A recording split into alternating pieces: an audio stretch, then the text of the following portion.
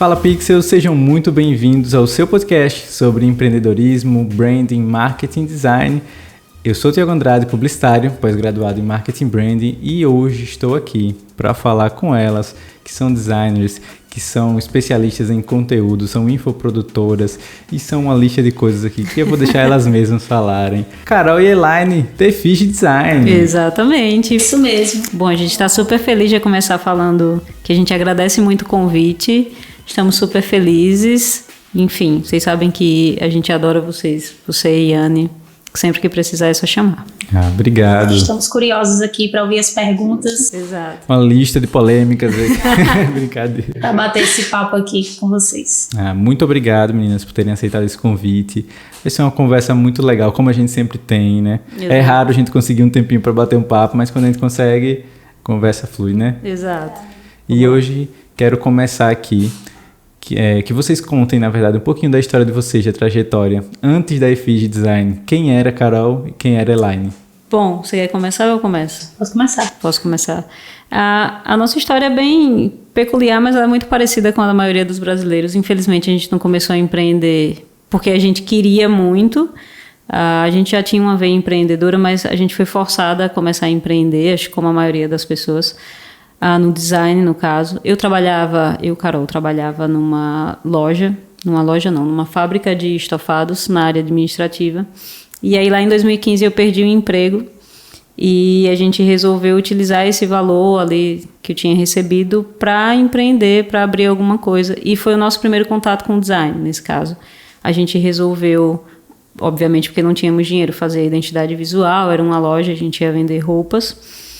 E não deu muito certo durante muito tempo porque a gente não tinha caixa para fazer o negócio girar, mas esse foi o nosso primeiro contato aí com o design. Elaine anteriormente já tinha entrado na faculdade de publicidade também, igual você, acho que lá em 2010, né? 2011, primórdios aí da internet, como a gente conhece hoje. Só que não deu muito certo também, você acabou saindo e tal, então a gente teve essa primeira experiência criando a identidade visual dessa loja, só que as coisas não fluíram, não deram muito certo. E aí a gente começou a perceber que o design poderia entrar ali enquanto designers mesmo, que a gente não era ainda, a gente só tinha feito porque precisava. Quando a gente voltou aqui para Itabaiana, que a gente estava morando em Aracaju até então, a gente acabou voltando para cá, procurando emprego por aqui, o ano era 2016. E aí, como não estava encontrando nada, a gente resolveu fazer os geladinhos gourmet, que era o que estava dando certo na época, enfim, tinha um boom de vendas, e a gente também fez essa identidade visual. E foi quando a gente percebeu que a gente tem um olhar estético, um negócio que dá para fluir, e vamos buscar se profissionalizar nisso.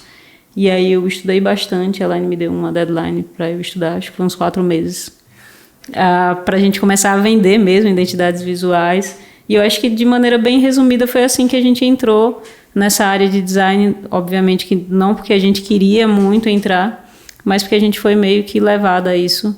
Por falta de oportunidade mesmo, a gente teve que empreender. É uma área que a gente já gostava, né? Já se interessava, já estudava, mas que escolheu, meio que nos escolheu. Se isso existe, foi o que aconteceu, porque não era um plano, assim, vou ser designer. Apesar de eu ter entrado na faculdade de publicidade e na época ter trancado, mas foi uma coisa que foi acontecendo. Sempre a empresa que a gente acabou montando, né? A gente que criou a identidade visual, que criou todo o brand e todo o visual de marca. E o pessoal sempre perguntava quem fez, tá muito lindo, enfim, com quem que vocês criaram essa identidade, e a gente sempre falava, não, fomos nós mesmos que criamos. E a partir daí que a gente começou a olhar com mais carinho para o design e para a identidade visual, enfim. E aí foi a partir desse momento, como a Carol falou, quando a gente voltou de Aracaju para cá, que eu acabei conseguindo um emprego no comércio daqui, e Carol foi focar em estudar mais sobre identidade visual e design. E a partir daí que tudo começou, né? A gente colocou um prazo para fazer as coisas acontecerem, porque eu também não queria ficar trabalhando no comércio, queria focar no nosso estúdio, enfim, nas nossas coisas. E aí a gente colocou um prazo fomos estudar e aí as coisas acabaram acontecendo. Claro que não, isso é a história extremamente resumida. Exato. Nunca é linear, nem bonitinho, enfim. Mas deu certo, a gente persistiu, estudou, e aí começamos a montar o estúdio, sempre online, sempre com essa ideia do online, né, muito forte, que é o que nos trouxe até onde a gente está hoje. E é no que a gente ainda foca muito, nos atendimentos, enfim. Mesmo estando aqui em Sergipe, no interior de Sergipe, a gente foca em continuar atendendo pessoas do mundo todo, do Brasil todo, e continuando por aqui. Então, acho que foi esse mais ou menos o resumo. O resumo do resumo. A gente deve ter esquecido bastante coisa, mas foi basicamente isso. E de onde é que veio esse nome Efígie Design? Então, a gente gosta muito de arte, né?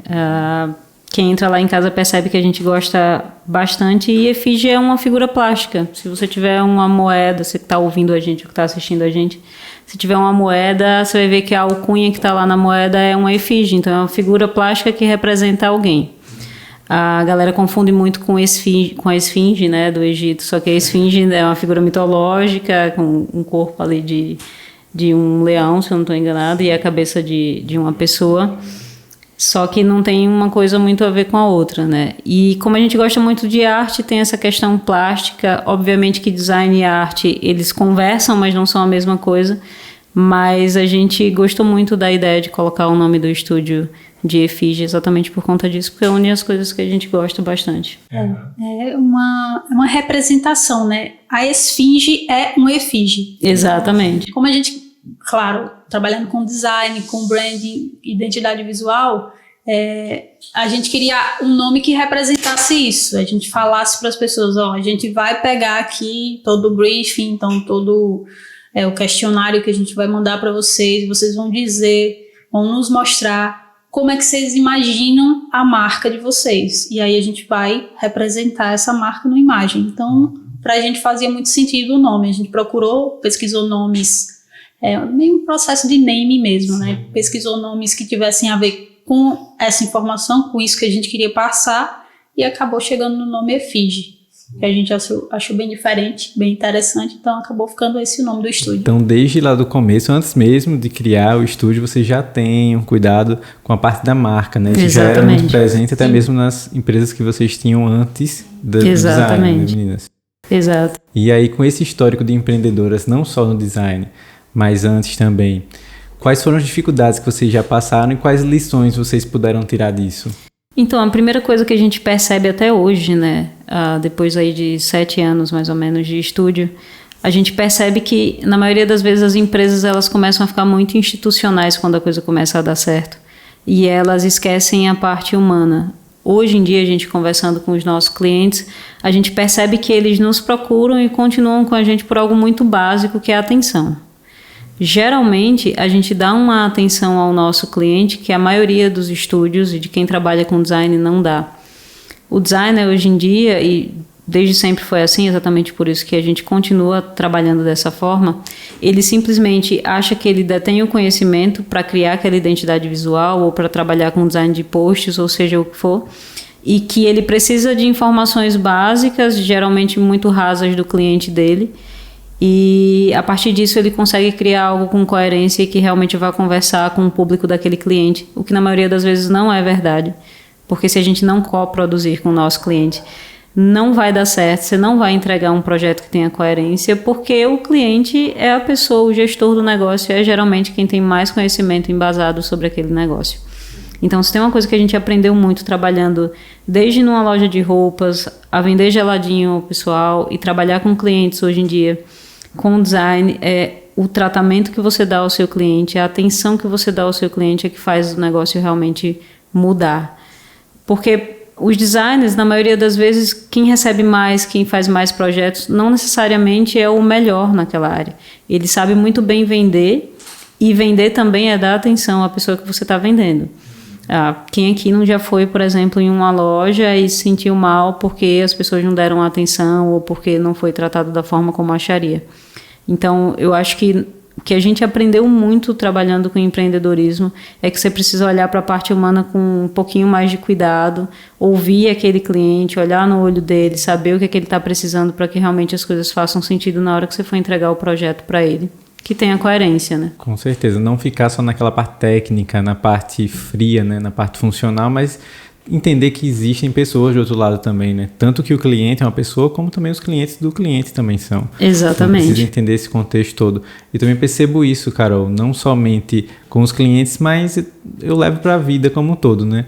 Como você disse, quando a gente vai numa empresa e não se sente bem acolhido nessa empresa, ou até mesmo quando fala pelo WhatsApp e não tem um atendimento tão bom, ali a gente já sente uma frieza, um estranhamento e já tende a não fechar a compra. Exatamente. Então vem muito disso aí, né, o diferencial. Exato. Eu acho que a galera foca muito em, tem que padronizar, tem que ser institucional, enfim, tem que ter isso, vamos servir o cafezinho, não sei o quê, mas isso tudo sempre pensando muito no dinheiro, né? Porque a gente tem que lucrar. Mas o dinheiro acaba sendo uma consequência do cliente te escolher. E é isso que Carol falou. Isso não somos nós que estamos aqui dizendo para você. Os nossos clientes, eles falam quando chegam para a gente, não, que eu encontrei aqui com vocês, eu já trabalhei com outras empresas e ninguém me ofereceu, ninguém falava comigo assim, ninguém fez essas perguntas. E por isso que a gente até hoje... a gente pensa em expandir até certo ponto, mas a gente quer manter as coisas ainda, a gente ainda tem esse pensamento, manter as coisas assim, mais intimistas mesmo, com poucos clientes, por isso que a gente seleciona muito bem nossos clientes, porque a gente quer poder dar essa atenção, a gente sabe que quando as coisas são colocadas numa escala, isso é bom no ponto de vista do lucro, e por isso... não vou ser hipócrita de dizer que a gente não pensa nisso, sim, mas a gente quer encontrar o meio termo de fazer que eu acho que é o grande desafio, né? Fazer essa transição acontecer, de continuar mantendo a nossa essência, esse atendimento, essa atenção, que é nossa marca e que os clientes falam pra gente. Então não é uma coisa que a gente colocou, a nossa marca é a atenção, não tá ali no nosso slogan. São os clientes que reconhecem isso e que falam pra gente. Então eles que nos deram essa marca. E a gente quer encontrar esse meio termo dessa transição. Por isso que, por enquanto a gente encontra, né, nesse percurso, a gente vai acabar encontrando, enquanto a gente encontra, a gente prefere manter dessa forma. Então, selecionando os clientes, deixando eles ali num número que a gente consiga prestar esse serviço da forma que a gente faz, né? Então, eu acho que a institucionalização, isso quando a gente fala tanto do nosso estúdio quanto... os clientes também que a gente atende, a gente tenta trazer essa visão de, você é profissional, óbvio, você tem que passar isso, mas você também tem que passar que você é um ser humano. Sim. Você tem que passar que, a pessoa deve comprar o serviço de você, ou deve comprar seu produto, porque você também se importa. Você não está aqui apenas pelo lucro, porque isso é óbvio. Todo mundo faz um negócio porque precisa do lucro. Né? A gente vive nesse sistema, mas a pessoa tem que ver o porquê comprar de você. Exato. E eu acho que é justamente isso que a gente fala, a gente vê muita gente falando, você tem que encontrar o seu diferencial, você tem que mostrar o seu diferencial, e a gente fica, mas o que é esse diferencial, afinal de contas, que todo mundo quer que eu ache e eu não estou achando. E muitas vezes é algo simples, é algo assim no detalhe.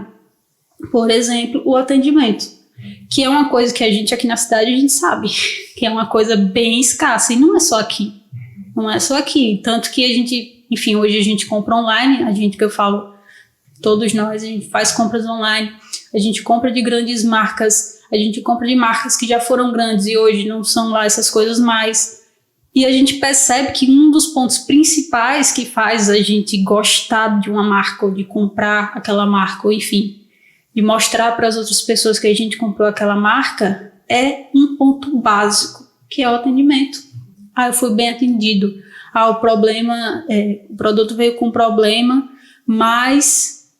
transformou esse problema em uma conexão, na verdade. Exatamente. Né? Tem muito disso. O produto veio com um problema, mas o atendimento resolveu o problema. Eles selecionaram e eles conseguiram resolver rápido o meu problema, trocar o meu produto muito rápido. E aí, nesse caso, ao invés de você sair com a percepção negativa da marca, Exatamente. ou neutra, como quando você recebe um produto e ele vem como você esperava, você sai com uma percepção positiva, Exatamente. na verdade. Você fica até, poxa, eu nem esperava que isso acontecesse, então que pena que meu produto, enfim, eu estava tão ansiosa de comprar, deu problema, mas olha como eles resolveram rápido. Então, isso também é um diferencial, mostra, enfim, capacidade de resolução de problemas e essa empatia também com o cliente. Então, esse pós-venda é uma coisa muito difícil.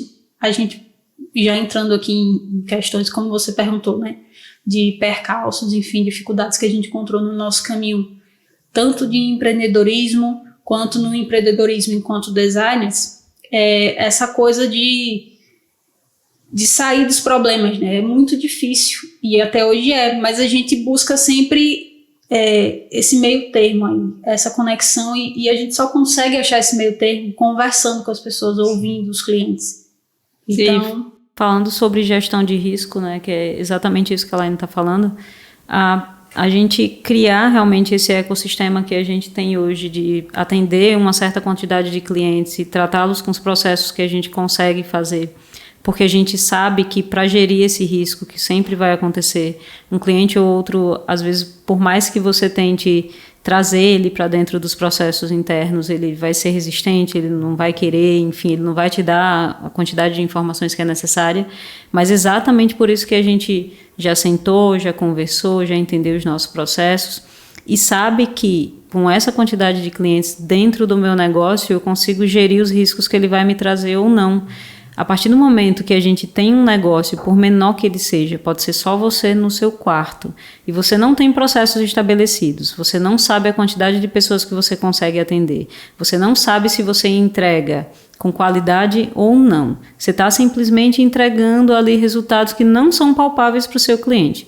Um exemplo é a quantidade de clientes que chega para a gente de social media, que simplesmente acha ainda, a gente está entrando em 2024, que é só estar na internet que o seu negócio vai fazer sucesso. A internet é um local. Da mesma forma que você adquiriria, sei lá, um estabelecimento no centro, em tal local, na rua mais movimentada da sua cidade, é um local. Se você não fizer por onde captar aquelas pessoas, convencê-las de comprar de você, não vai adiantar. Você pode fazer a melhor loja com o melhor produto, não vai vender. Mesma coisa na internet. A internet é só um local. É a rua mais movimentada do mundo? Se você souber fazer, se você tiver gente qualificada para trabalhar com você, e se você também tiver um pós-atendimento, voltando ao atendimento. Toda uma estrutura, né? Exatamente, que seja coerente. Só que o pessoal não lembra disso. Um produto, um serviço bom, um produto, um serviço. Também. E assim, voltando ao que a gente estava falando sobre estruturar o seu negócio, mesmo que seja só você, se você não tiver esses processos, se você não souber quem é que você atende, se você não souber que existem dois tipos de cliente, tem o seu cliente pretendido, que é aquela pessoa que você quer muito atender, que pode te pagar uma quantidade X de dinheiro, que o negócio dele está em determinado momento, e que tem outro que é o alcançado, que é a pessoa que está chegando até você, que o seu negócio está alcançando, seja por meio do site que você colocou na internet ou dos seus posts que você está fazendo nas redes sociais. Não importa, são dois públicos totalmente distintos. E o que a gente mais vê, e que a gente fez no início, e que eu me orgulho muito disso, é entender que você precisa passar pelo processo de início, atender as pessoas que chegarem, para que assim você construa bagagem. O que mais a gente está vendo agora, principalmente depois da pandemia, todo mundo resolveu entrar na área criativa. Todo mundo sabe muito sobre a área criativa e na maioria das vezes essas pessoas elas sabem de maneira totalmente rasa e a gente está nivelando a nossa profissão por baixo.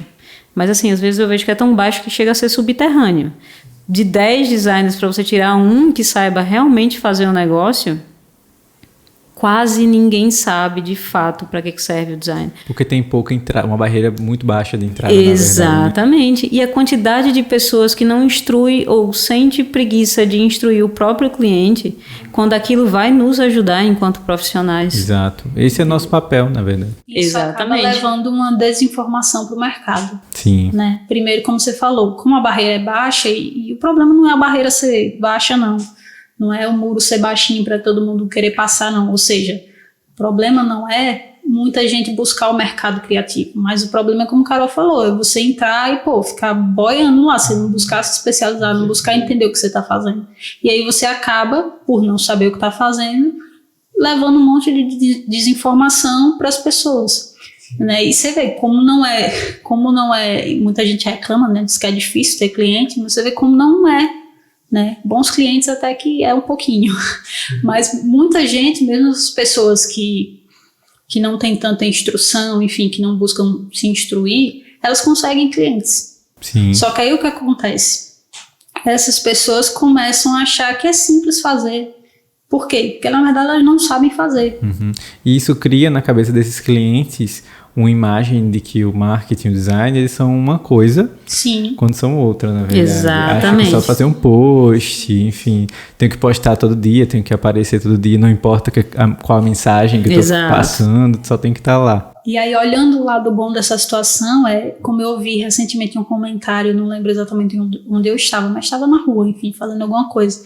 E aí, uma moça comentou, fulano de tal vai fechar a loja, porque não está conseguindo manter, porque diz que agora só dá certo quem está nas redes sociais, e ela não consegue lidar com isso, e agora tem que estar postando, e tem que estar competindo com as grandes lojas que vendem online, então as pessoas agora têm acesso a comprar online, e ela vai acabar fechando porque não está valendo a pena, ela está quebrando muita cabeça, e ela não tem esse tato com as redes sociais.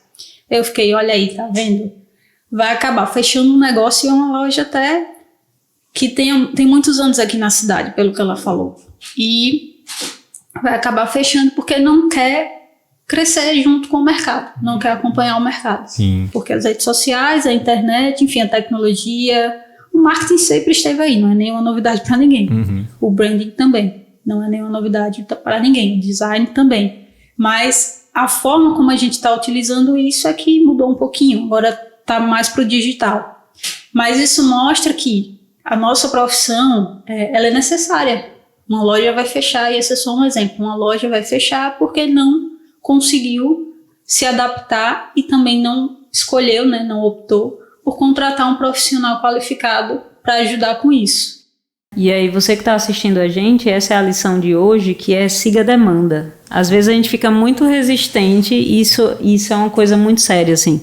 Às vezes a gente fica muito resistente, enquanto profissionais criativos, a gente só quer fazer aquilo que a gente gosta de fazer.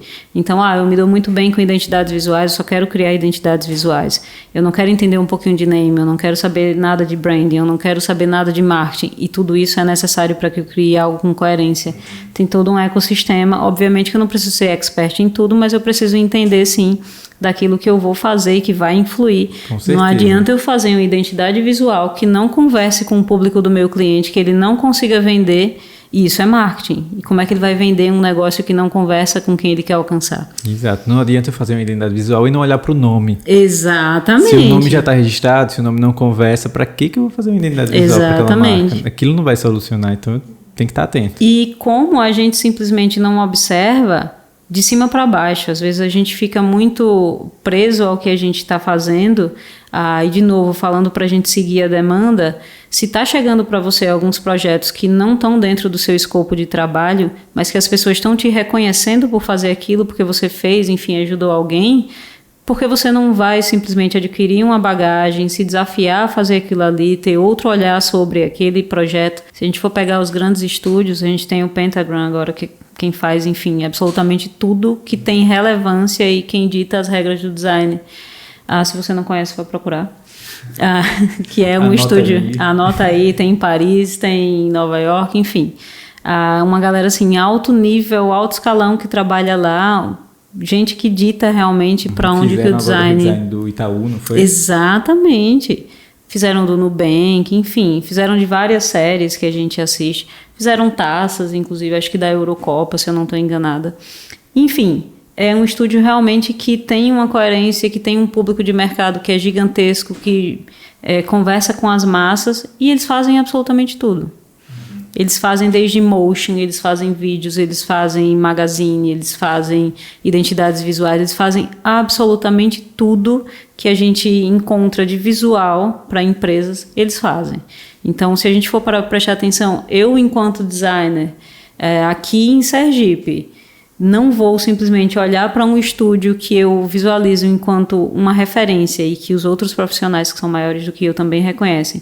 E não vou lá e ficar ali com um comichãozinho, sabe? Tipo, tá, se essa galera estuda tanto e tenta aprender tanto e se inserir tanto no mercado, dessa forma, eu vou ficar aqui nichada, não querendo fazer outras coisas. E eu acho assim que esse fato da gente estudar várias áreas, é lógico que ter bem definido quais que são os nossos serviços principais, mas estudar várias áreas, ter clientes de vários nichos, eu acho que isso enriquece tanto a gente. Não estou falando de financeiro, mas de conhecimento, né? Exatamente. Porque às vezes a gente estuda tanto para criar uma identidade visual de uma área e a gente pensa que aquilo só vai para aquela identidade visual, mas a gente leva para a vida, a gente leva para outros projetos depois, né? Então, eu particularmente não gosto muito dessa linha de se prender muito ao nicho, né? Eu acho que isso limita demais. Isso. Como o Carol falou, né? A gente vem de uma ideia, de uma mentalidade empreendedora.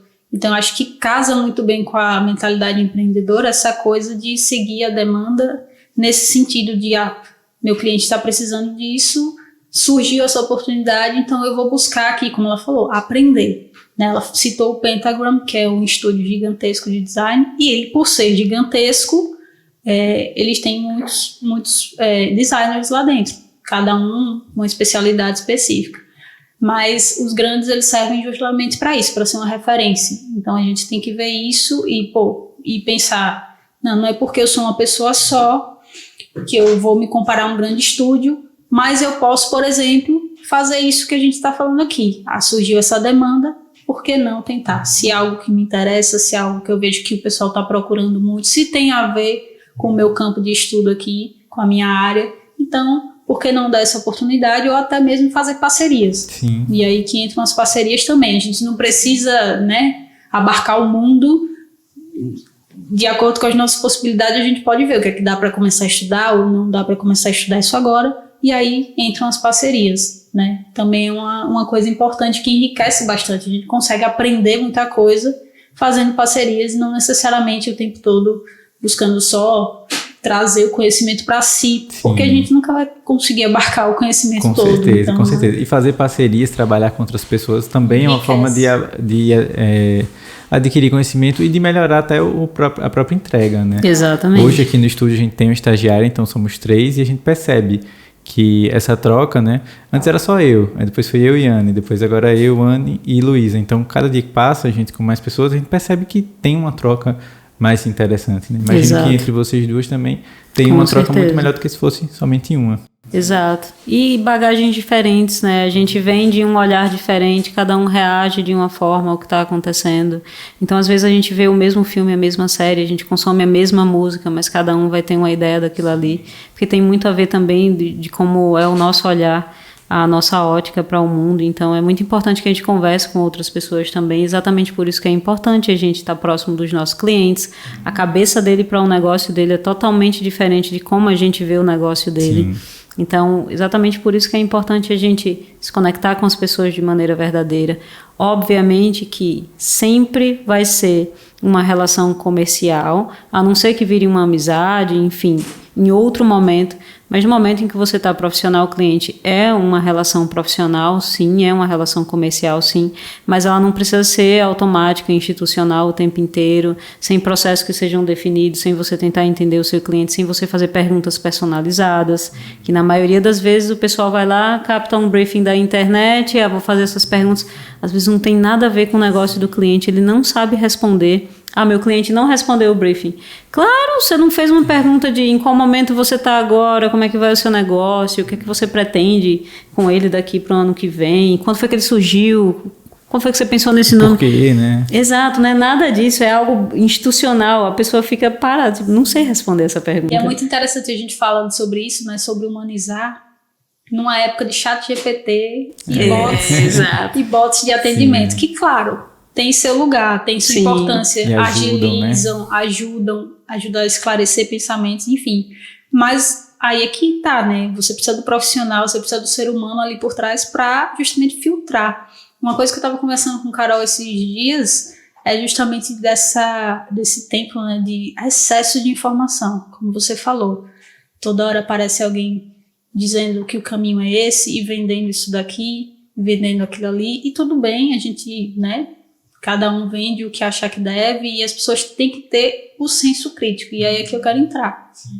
Porque hoje a gente precisa desse senso crítico para consumir e para produzir também. Então a gente precisa filtrar essas informações que chegam e quem busca, enfim, a gente produz conteúdo e a gente se preocupa cada vez mais, e ano após ano, em como a gente vai filtrar o nosso conteúdo para que ele seja realmente relevante. E eu acho que uma forma de trazer relevância em tudo que a gente faz, e aí vale tanto para a gente, quanto para vocês, quanto para quem está nos vendo, é justamente filtrar. Hoje é excesso de informação, então o que eu estou passando faz sentido? Ou eu estou só jogando palavras ao vento? Eu estou só colocando mais um produto no mercado? Ah, mas eu quero colocar só mais um produto no mercado. Tudo bem, mas também você não espere se destacar. Não é? Tem lugar para todo mundo, agora você tem que ver exatamente onde você está entrando e como você está entrando. É o que a gente fala de identidade visual. Ah, todo mundo precisa ter uma identidade visual? Toda empresa que está começando precisa? A gente entende identidade visual já com todo o brand por trás. Você vai gerir aquela marca, você não vai criar uma identidade visual e deixar ela morrer. Então você vai precisar do brand. Então você tem que ver por quê e para que você está começando aquela marca. Então se você vai investir em identidade visual, você tem que investir sabendo, isso aqui eu vou levar para frente.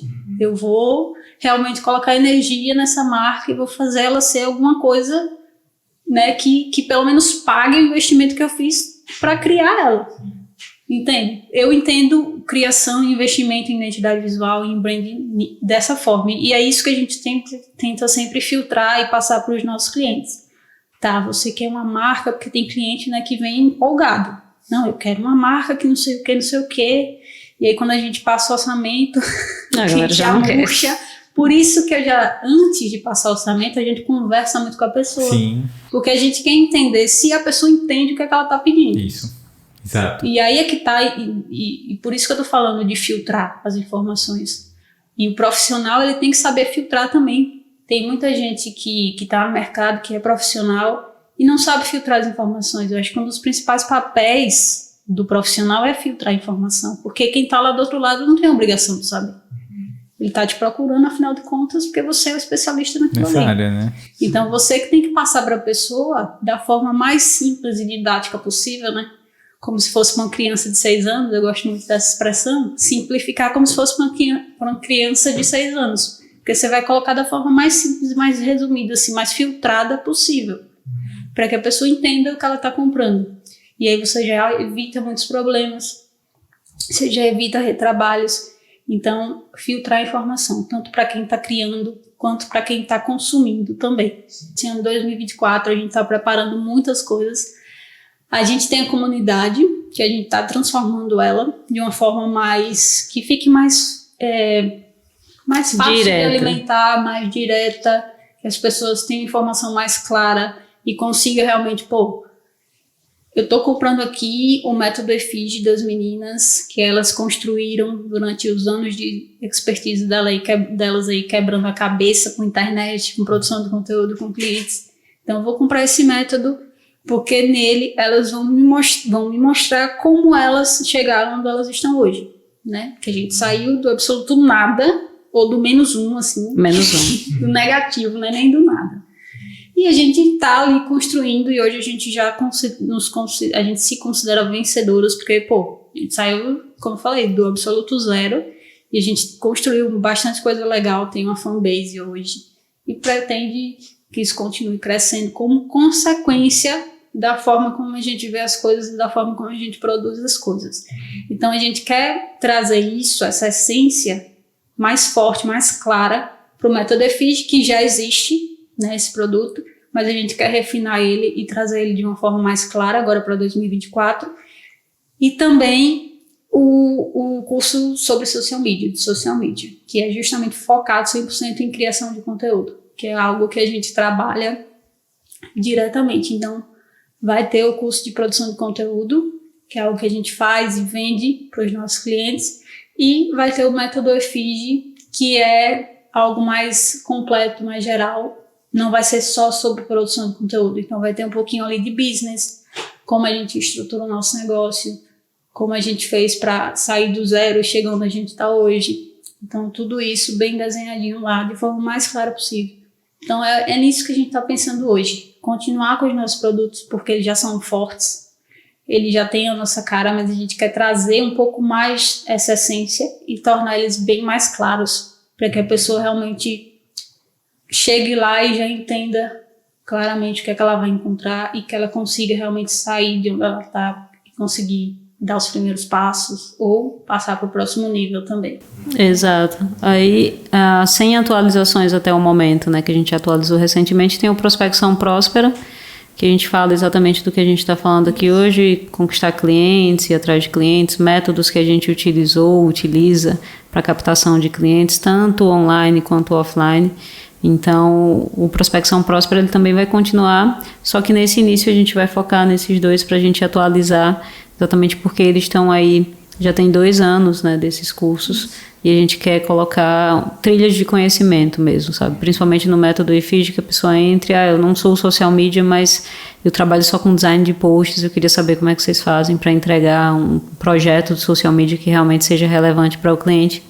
Vai ter lá de identidade visual a mesma coisa, como a Elaine falou de business, a mesma coisa. A gente quer colocar trilhas ali para que a pessoa consiga seguir esse plano, sair ali de não tenho conhecimento, o meu conhecimento é sem tanta base, para um conhecimento que a gente realmente coloca em prática e ela consegue colocar em prática também, porque a gente vai passar de uma maneira totalmente didática. Então, meninas, e aproveitando esse gancho aí do curso, né, dos produtos de vocês, eu quero que vocês falem um pouquinho aí sobre como que a gente pode criar oportunidades, como é que a gente pode oferecer os nossos serviços. Eu vejo que vocês falam muito também sobre essa vergonha que algumas pessoas têm de chegar e falar assim, olha, eu trabalho com identidade visual, se tem interesse. Exato.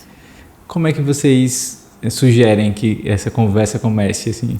Então, né, a gente tem alguns métodos que a gente utilizou e utiliza hoje em dia. Eu não gosto muito de indicar para o pessoal criar conteúdo, porque eu acho que criar conteúdo, principalmente para quem está começando, vai levar tempo.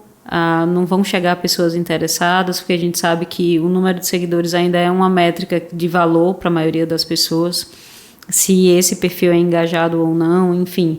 E aí isso vai desestimular a pessoa, porque, de novo, ela vai achar que só de estar na internet o negócio dela já vai bombar, e não é assim. Então eu indico que as pessoas sejam proativas mesmo e comecem a ir atrás, comecem a mapear quem são os seus clientes pretendidos, quem são as pessoas que você tem alcançado até agora. Então, Carol, eu estou do extremo zero, eu não tenho ninguém aqui para vender o meu serviço. Na verdade, você só não está olhando para o lado.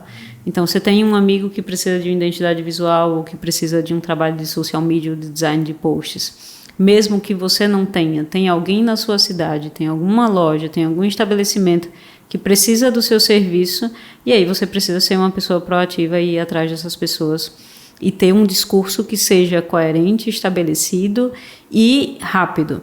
Na maioria das vezes, quando a gente enrola demais para falar sobre o que a gente faz, as pessoas ficam cansadas.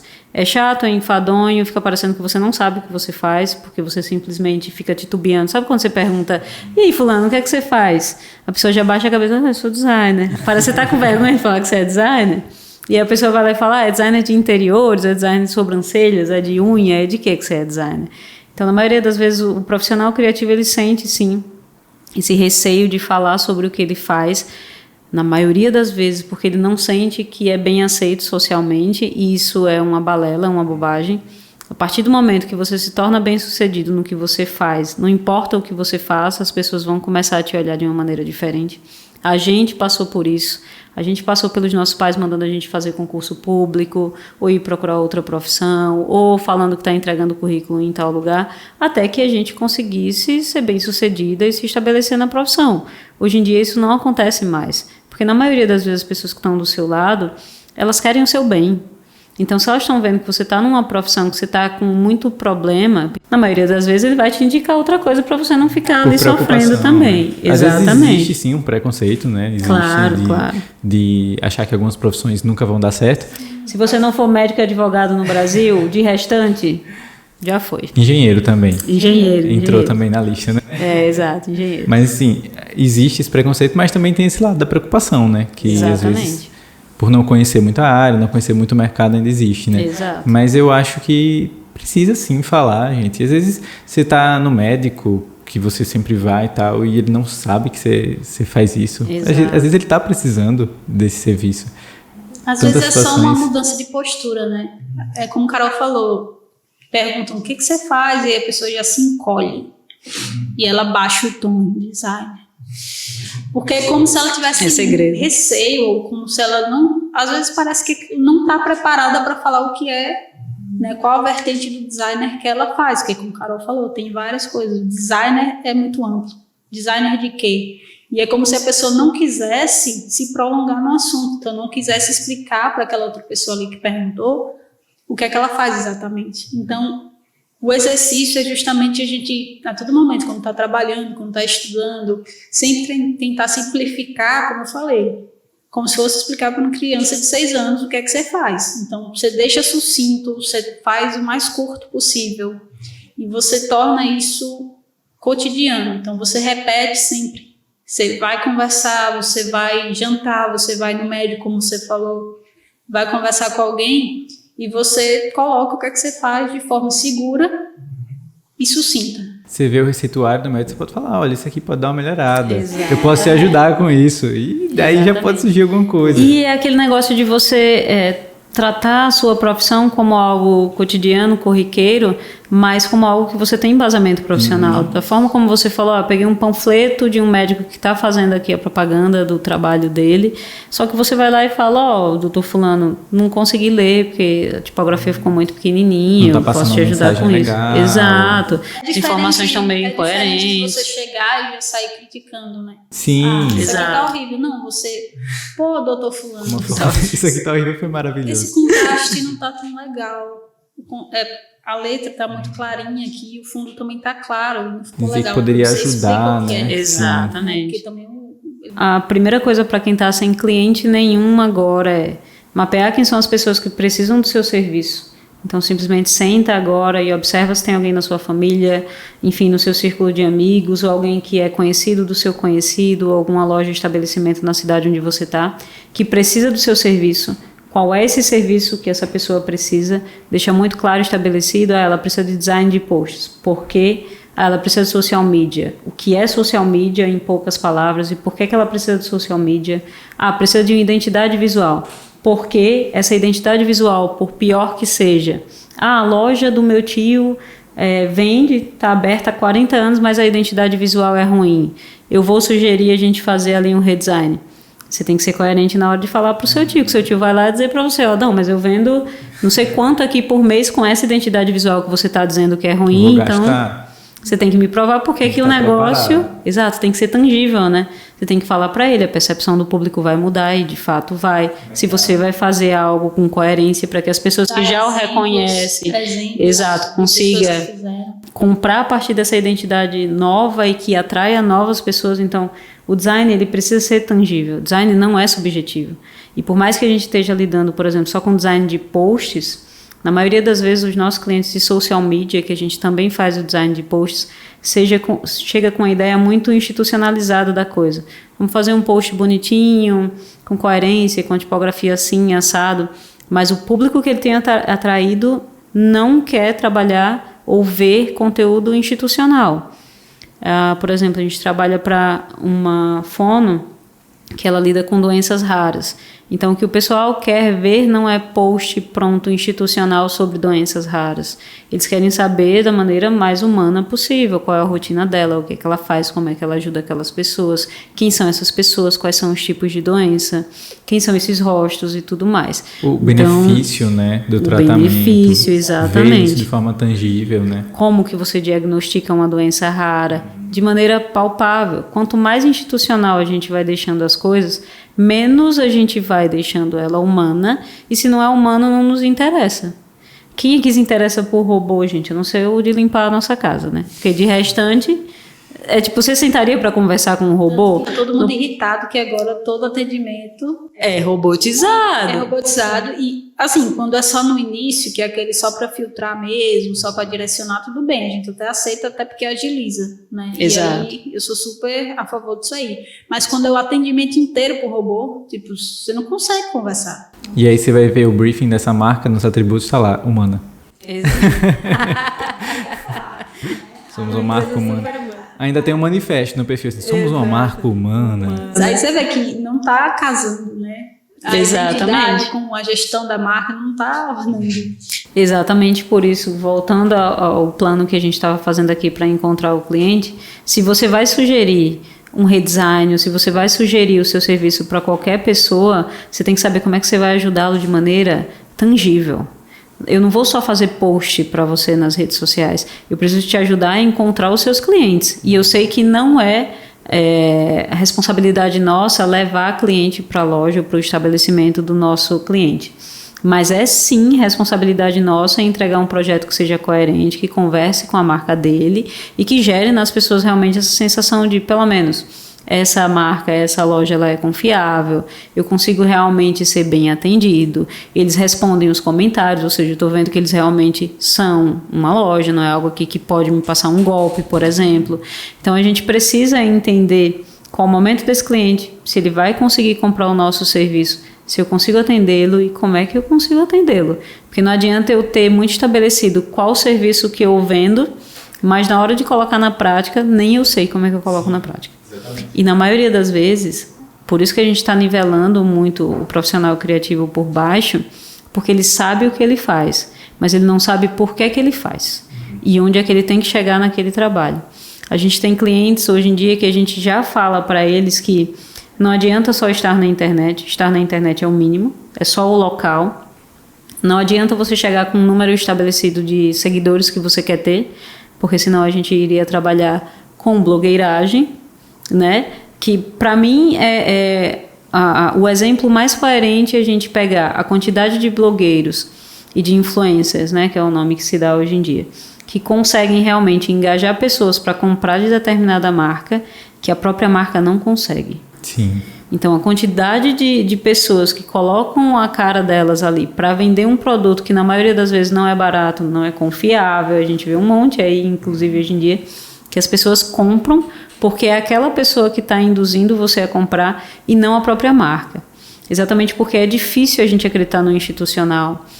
Por isso que a Coca-Cola todo ano aparece ali como um refrigerante da família no Natal. Ela já tem sim um mercado estabelecido e tudo mais, mas se ela não precisasse se manter nesse mercado, ela não faria propaganda todo ano. Exatamente. E o tio que você falou lá da loja que vende, ainda vai falar isso. Exato. Não preciso. Não precisa. Mas aí você fala, a Coca precisa. E você aí, não. tio? Exato.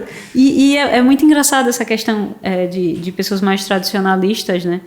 Eu tenho um case muito latente, assim, da última vez que eu li, que é o da Rolls-Royce, que é o carro do pessoal da realeza. E a Rolls-Royce passou por não foi nem redesign, foi por um rebrand mesmo. Eles querem alcançar pessoas mais jovens, porque né, só compra deles pessoas mais velhas e tudo mais, e são carros de luxo, enfim. E aí eles queriam atrair o pessoal que compra Lamborghini, que compra Ferrari, e eles fizeram realmente uma marca e todo um rebranding focando na galera mais jovem, não deixando aquele público que eles já alcançaram de lado, só que passou por toda essa mudança, até na coerência, até na forma de falar e tudo mais, de apresentar os modelos de automóveis. E a gente pega uma empresa que é tradicionalista, que está tentando se posicionar para o público jovem, o que não é fácil, né? Até porque você pega alguém que tem muito dinheiro, vai querer comprar uma Ferrari vermelha para chamar a atenção, não um Rolls-Royce, um carro que parece de funerária. Pode ser de luxo e tudo mais, mas não é para o público que a gente está falando. Só que, obviamente, que eles fizeram todo um trabalho e conseguem ter coerência e alcançar esse público. E é a mesma coisa que eu estou falando aqui da pessoa que vai oferecer para o tiozinho lá que tem a loja dele, que está vendendo que a identidade visual é ruim. Quais os argumentos que você vai utilizar para ele? E o negócio da prospecção, ela é boa e nos ajudou muito, exatamente porque a gente se conecta com muita gente. Mesmo gente que não tem interesse no nosso serviço, se vê que você é uma pessoa coerente, se vê que você sabe do que você está falando, que você é um profissional, em algum momento essa pessoa vai acabar lembrando de você quando for necessário. E também você acaba se conectando com muita gente diferente daquilo que você está acostumado e começa a entender como é que você vai falar com esses públicos que são diferentes dos outros. Então a prospecção para a gente ajudou muito e a gente prospectou muito no início, de entrar em contato mesmo com as pessoas e tudo mais, fazer esse trabalho, essa pesquisa que a gente falou aqui, de saber quem são as pessoas que precisam do nosso serviço, como é que a gente pode ajudar, quais serviços que a gente vai vender e abordá-las. A gente abordou muita gente e nos ajudou muito a, primeiro, Tem um discurso que seja coerente com aquilo que a gente quer vender, porque quando a gente vai falando muito sobre o que a gente faz e não dizendo absolutamente nada, sabe? Você fica rodeando ali um negócio e fala a pessoa não entende. Fala sobre você e não sobre o que vai transformar no outro, Exatamente. Né? Também não adianta de nada a pessoa para comprar de você. A gente só compra um sapato porque eu preciso vestir aquele sapato e caminhar. Então não adianta você dizer que a pessoa precisa de uma identidade visual se ela não sabe para que vai servir aquilo ali, porque ela já tem uma, mesmo que seja ruim, que não seja coerente, ela já tem. Então por que eu vou trocar de sapato se eu já tenho um sapato? Você tem que me mostrar por que aquele sapato é melhor e como é que aquele sapato vai te ajudar. E eu penso assim, até mesmo para os clientes que chegam falando assim, meu último logotipo foi R$50. Eu acho que até mesmo para esses clientes a gente tem que ter um papel assim, enquanto profissional e de responsabilidade com o mercado de chegar e explicar por que uma identidade visual nesse valor. Exato. É muito difícil que um cliente desse venha a comprar uma identidade visual que tem um valor muito mais caro. Sim. Mas eu acho que a gente tem que ter esse papel de Com explicar. certeza. Com certeza. De fazer essa pessoa entender que esses R$50 aí foi um sonho, basicamente. Com certeza, exatamente. Foi um delírio. Porque, Exato. gente, pelo amor de Deus, a gente tem que explicar o porquê do cuidado. Exato. E assim, é lógico que todos nós aqui já vendemos identidades visuais, logotipos super baratos. Já. R$100, R$50. O nosso primeiro foi R$150. Lógico, também já vendi no começo, super barato. Mas assim, eu acho que hoje em dia, com a expertise que a gente tem que ter esse papel de explicar o porquê que uma empresa precisa de uma identidade visual com um valor mais agregado. O que é que tem nessa identidade visual? Exato. Né? E é aquele negócio de... Eu entendo que o profissional criativo, na maioria das vezes, ele é meio que passado para trás pela maioria das pessoas, porque as pessoas sentem que elas conseguem fazer aquilo que a gente faz. Só que na maioria das vezes elas conseguem fazer dentro do que lhes cabe. Obviamente que eu consigo fazer um desenho de uma casinha e uma menininha na frente. Consigo, eu vou fazer de um jeito com os meus palitinhos, você vai fazer do outro, ela vai fazer do outro. Só que se a gente pegar um ilustrador para ele fazer aqui na nossa frente, ele vai fazer um negócio muito bem feito. E ele vai fazer algo que é rentável. Ele vai fazer aquilo ser vendido. A gente não vai conseguir fazer isso. Então, obviamente que desde arquitetos até a gente que é designer, todo mundo que é do campo criativo, o pessoal da pintura, da figura plástica e tudo mais, é meio que sabotado porque as outras pessoas sentem que conseguem fazer. Você consegue decorar a sua casa? Obviamente. Mas você vai decorar com tanta consciência, coerência e que faça sentido igual um designer de interiores? E com tanta assertividade, né, Carol? Exatamente. De você fazer, o projeto vai ser assim que vai dar certo. Exatamente. E não de você comprar, fazer e, opa, não ficou tão legal. Exatamente. Que é um negócio de, na maioria das vezes, essas percepções elas são colocadas de novo, porque a gente é bombardeado de informação, então é muito fácil digitar no Google psicologia das cores e escolher dentro daquele espectro ali uma cor que seja coerente com a minha marca.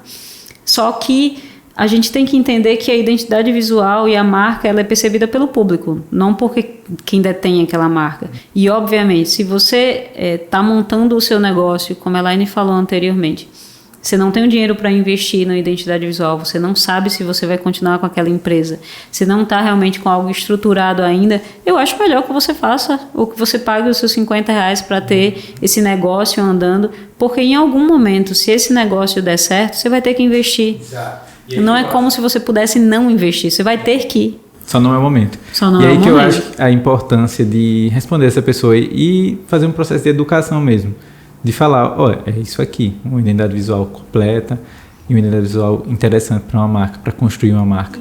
Porque em algum momento ela vai precisar, né? Exato. Pode observar que quando as empresas elas vão expandir, mesmo que seja só para uma outra cidade, as empresas que não têm uma identidade visual que foi trabalhada, forte, enfim, elas compram uma identidade visual ou fazem um rebranding da que ela já tem. Justamente por isso, porque elas precisam. Já tive casos aqui na MoviePix que o cliente precisava de uma identidade visual para entrar em um mercado, em uma rede de supermercados, vamos dizer assim, para colocar o produto dele lá, porque do jeito que estava eles não queriam.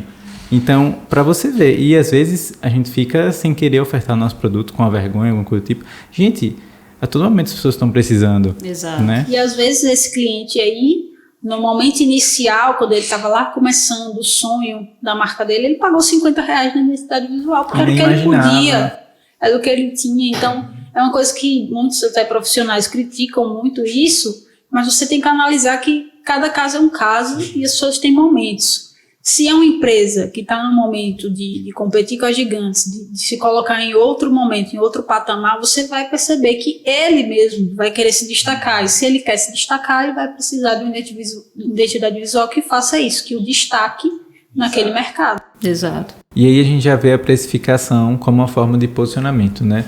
Exatamente. Se você cobra um pouco mais, tem um valor mais justo, digamos assim, né? Devido à qualidade do seu projeto, o tempo que você passa para executar esse projeto. Exato. Esse próprio valor já vira uma forma de se posicionar, né, exatamente. no mercado. É aquele negócio de quem cobra muito barato, o alto risco da gente pagar por algo que não seja tão bom ou que não dure tanto tempo é muito maior do que quando eu pago um valor maior em algo, eu sei que a durabilidade vai ser melhor, que o trabalho de construção daquilo também teve um pouquinho mais, né, de tempo, de cuidado e tudo mais. Então, dá para andar de golzinho? Dá, obviamente, mas se você pudesse andar numa Ferrari, com certeza você iria escolher. A durabilidade vai ser maior também, o conforto e tudo mais, potência do motor. Então, óbvio que se eu estou atraindo clientes, e aí vamos de novo para a prospecção, se eu estou atraindo clientes que não conseguem me pagar aquele valor que eu estou querendo, eu preciso me recolocar no mercado, eu preciso adquirir bagagem, eu preciso entender onde é que eu estou me posicionando errado, quais são os projetos que eu estou colocando ali em público para estar atraindo um cliente que não pode me pagar. E aí a gente volta de novo para aquela coisa do cliente pretendido e o cliente alcançado. Se eu pretendo que a pessoa me pague um valor X e ela está me chegando com um valor Y, eu preciso realmente saber onde é que eu estou errando. E se você não tem processos estabelecidos, como é que você vai saber? Isso pode acontecer com você que está vendo. Por exemplo, se você tem uma loja e eu gostaria de ter um cliente desse jeito que me pague isso aqui pelos meus produtos. E às vezes está chegando outro tipo de público para você. Uma das coisas que faz com que você converse com o público certo é justamente a identidade visual. Exatamente. E a gestão dessa marca. Então tá vendo como tudo volta para a identidade visual, Exato. de uma forma ou de outra. Exatamente. Então a gente não pode simplesmente fechar os olhos de novo para algo que eu estou trazendo um risco para o meu cliente, porque eu cobro muito barato, então eu não vou conseguir dedicar tempo para ele não vai ter uma exclusividade, eu vou ter que simplesmente dedicar tempo da minha pesquisa para criar algo sem ter um briefing estabelecido, porque eu também não personalizei essas perguntas para ele, eu peguei da internet. Então veja como eu vou realmente criando aqui um projeto que é meio um Frankenstein, né?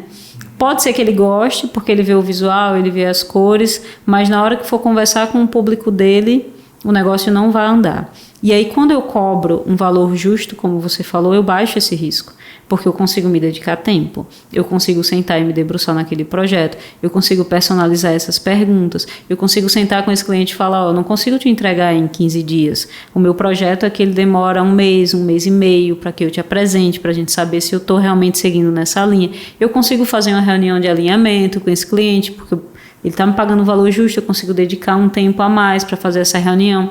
Então o risco ele vai diminuindo, porque eu vou realmente tratando esse projeto com coerência. E mais, você também tira dele o risco de ser processado por ter uma identidade visual que já existe, registrado, uma besteirinha. Apenas. E outra também, tem mais. Você também tira dele o risco de ele estar se comunicando errado. Ele não está atraindo o público que ele deveria e dele estar atraindo um público que não vai pagar pelo que ele E na maioria oferece. das vezes os clientes eles chegam a... Os clientes eles atraem os clientes deles, né? Eles não têm um público pretendido muito bem esboçado na cabeça deles, assim. Pelo menos os clientes Tudo que no chegam automático. até a gente, eles vão até se surpreendendo com essa pesquisa que a gente vai fazendo, porque eles vão entendendo mais do negócio deles do que eles entendiam antes, porque você vai trazendo ali mais dados, você vai trazendo a pesquisa, você traz a pesquisa inclusive das pessoas que eles achavam que eram os concorrentes, mas que na verdade não é. Ou porque essas pessoas já estão em outro nível mais acima, ou porque essas pessoas já estão totalmente assim, fora de contexto do que ele achava que era um negócio dele e já está em outro momento. Então, se a gente for para prestar atenção, na hora da criação de uma identidade visual, a gente ajuda até mais o cliente do que ele imaginaria. Porque a gente faz uma pesquisa prévia, a gente entrega dados, a gente entrega realmente um projeto que ele consiga colocar para frente, que ele consiga falar sobre, que ele entenda por que aquilo vai vender para os clientes dele. E na maioria das vezes, com o que ele estava ali naquele momento, ele não tinha nenhum desses dados, nenhuma dessas informações, então ele estava só gerindo o negócio dele, que óbvio ele é gestor e tudo mais, mas que ele tem que saber porque é que o negócio dele está em pé, né? Tô aqui tentando lembrar o nome daquele filme do Charlie Chaplin, que ele tá numa fábrica que faz várias coisas. Tempos modernos. Que é no automático, né? E eu acho que uma das coisas para as pessoas pensarem, enfim, para quem quer começar um negócio, para quem já tem um negócio, é se eu tô começando esse negócio e eu quero que ele seja descartável ou não. Eu quero que esse negócio seja durável ou não. Então, uma das coisas para você pensar na hora de investir no seu negócio, porque você vai investir, né, tempo pelo menos, você vai ter que investir muito, e aí tem o dinheiro também. Então, naquele momento de você escolher como você vai gastar esse dinheiro, como você vai investir, enfim, em identidade visual, em marketing, em posicionamento, em contratar pessoas no espaço e tudo mais, se você pensa em ter algo durável, esse investimento vai valer muito a pena. Então, se você pensa em ter algo descartável, realmente, talvez reveja até se você quer realmente começar um negócio com esse tipo de pensamento. Mas o que acontece? Muitas pessoas não fazem não tem nem esse pensamento antes e acabam começando um negócio já com essa mentalidade imputada ali do negócio ser descartável. E aí, no contraponto disso, tem a pessoa que está começando, que ela quer começar a casa pelo telhado, né? Porque ela investe no terreno, ela investe no negócio, ela faz as paredes, ela compra os móveis. Linda. Só que ela não tem identidade visual. Ela comprou móveis verdes e depois de toda a pesquisa e tudo mais, a identidade visual dela não vai ter nada verde, na verdade vai ser azul. E aí como é que faz agora? Sabe? Porque você simplesmente começou as coisas por onde você não deveria. E na maioria das vezes as pessoas que estão começando, a gente vê que não sobra dinheiro para a identidade visual, não sobra dinheiro para esse planejamento de marketing, de gestão, de marca e tudo mais, porque ela investiu em outras coisas que ela não deveria ter investido antes. Você não compra o telhado da casa antes de você ter o terreno, antes de você levantar as paredes. Fazer a base, né? Exatamente. É o que a gente falou no instante. Primeiro, o marketing e o branding. Exatamente. Essa parte. Por mais que você tenha um orçamento limitado e aí você não consiga pagar um estúdio que cobre um valor alto, mas tenha um cuidado, estude um pouco sobre marketing e branding para a partir daí você de fato começar a construir a sua marca. Exato. Isso que aconteceu com o exemplo que eu dei no começo da pessoa que não quis investir em marketing e vai fechar a loja. Voltamos lá. O gancho dela tá... Exatamente, tá lembrando. Pois é. Tá lembrando. Pra você ver como tá tudo alinhado nesse episódio. Tá. Por isso se chama a linha dos pixels, gente. Literalmente. Pois é. Então, assim, eu vejo que vocês veem as vendas, né, como algo super positivo. Exato. Mas ainda é visto como algo negativo por algumas pessoas.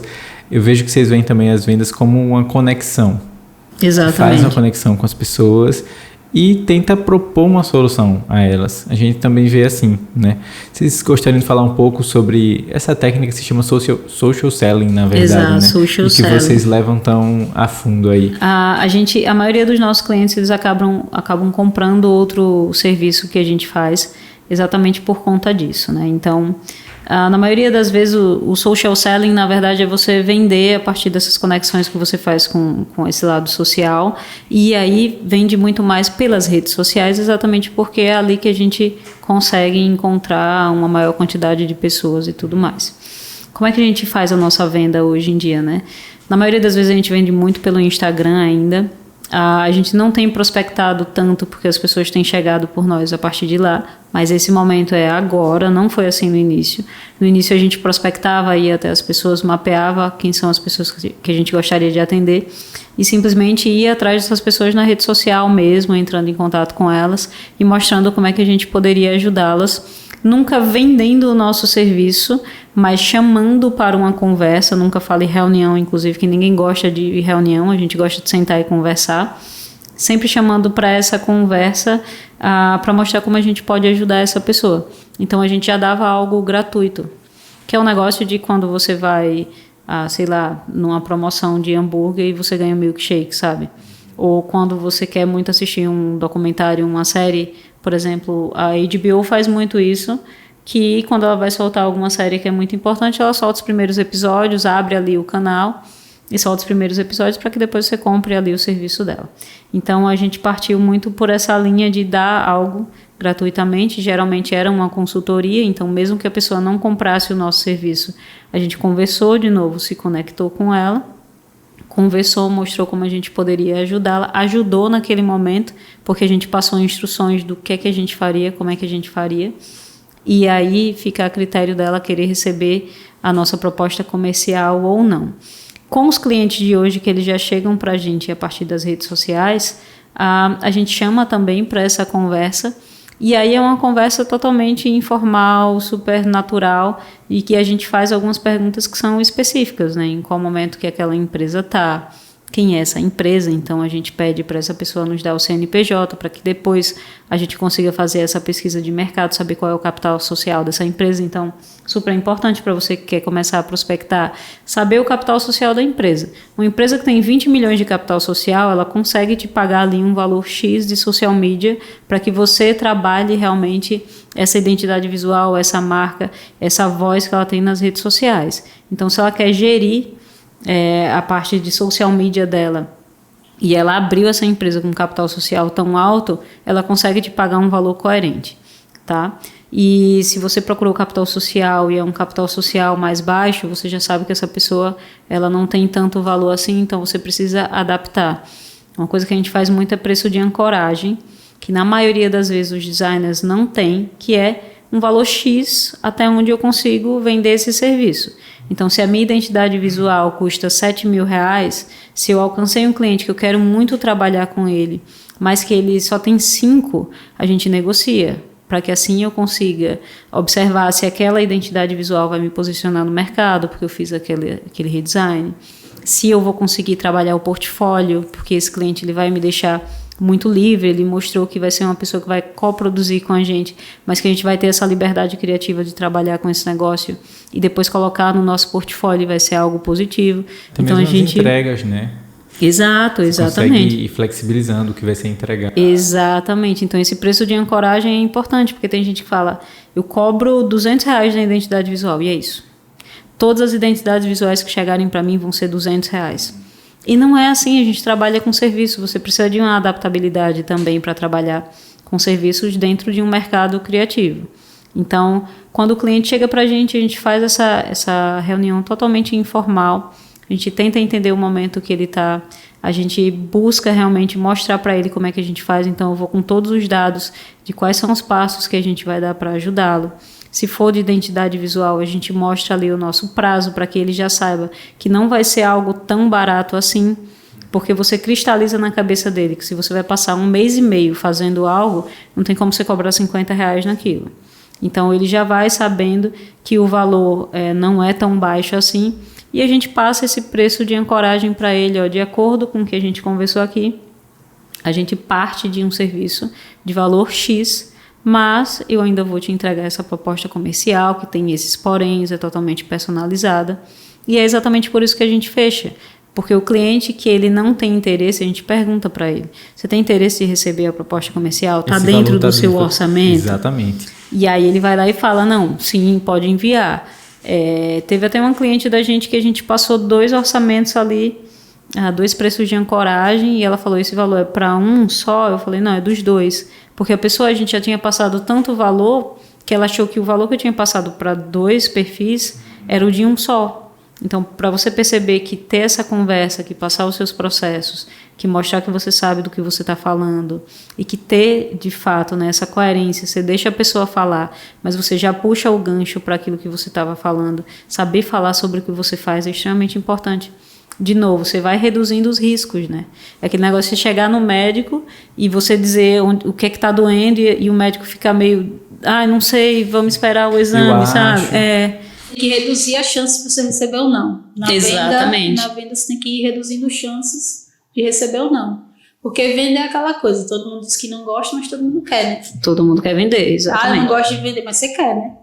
E primeiro que todo mundo vende. Quer só o final, né? A diferença é, você vende produto ou você vende serviço. Mas se você está no mercado, você vende alguma coisa. Então, todo mundo precisa e todo mundo quer. E o social selling é muito essa questão de vender socialmente. Então, você vende enquanto você conversa. E por isso que a gente falou que é muito importante a confiança na hora e a clareza na hora de você falar o que é que você faz. Porque isso mostra se você é um profissional confiante, se você é um profissional que a pessoa pode, né, colocar o negócio dela na sua mão, de certa forma, ou não. Então, você mostrar essa confiança, você mostrar que você sabe o que você está falando, mas também não esquecer o lado humano, que eu acho que é esse balanço que tem que existir aí. Então, a expertise, o lado humano e a coerência. Então, isso faz com que a pessoa sinta confiança em você e veja que você sabe o que você está fazendo. E de forma ali, em todos os momentos da vida, em todo momento que você está conversando com alguém, pode existir alguma oportunidade, e provavelmente existe. Você só não está se colocando. Você vê que a pessoa, quando ela é médico, quando a pessoa é médico, quando a pessoa é advogado, ela, queira que não, fala em algum momento. Claro que quando surge o assunto, né, fala sobre o que ela faz e fala de forma natural.